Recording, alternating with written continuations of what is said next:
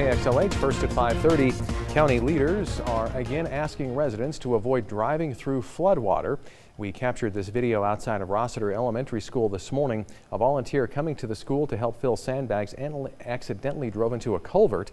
Public Works Director Eric Griffin says the volunteer wasn't injured, but a tow truck had to be called in to pull the truck out of the flooded ditch. Griffin said this incident is a prime example of how floodwaters can be dangerous and deceiving. We just cannot have people driving through the water.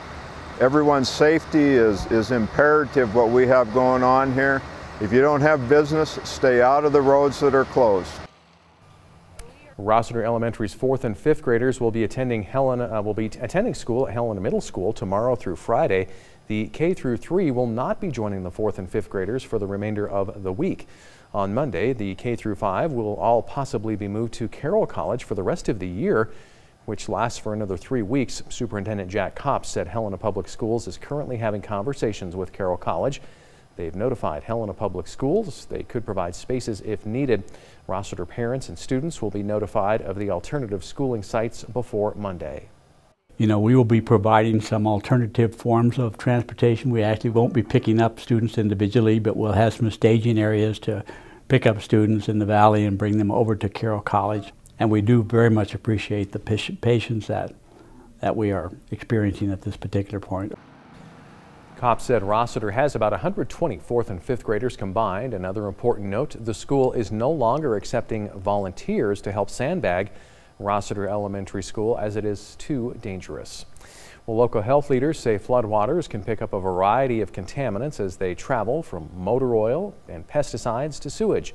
Groundwater rising into people's basements can also be contaminated.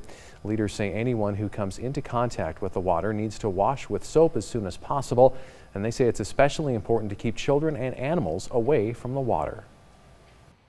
Yeah, everybody needs to be cleaned up. Pets will track that in and will get it on the carpets and the floors, so you need to make sure that you've got your pets kind of wiped off at the doorway. Health leaders say anyone whose well is near floodwaters should presume the water is contaminated, and they should use bottled water if possible, or at least boil their well water before using it. Once the waters recede, residents will need to test their well water and disinfect it if it is contaminated. The flooding in Lincoln continues to be problematic as well. Yesterday, the volunteer fire department posted these photos on their Facebook page asking for people to help fill sandbags. The fire department says the upper Blackfoot River is causing many properties to flood. This photo was posted today showing a group of Lincoln students that came to Hooper Park to fill sandbags, and anyone who still needs sand, they say it can be found at Station 3 east of town.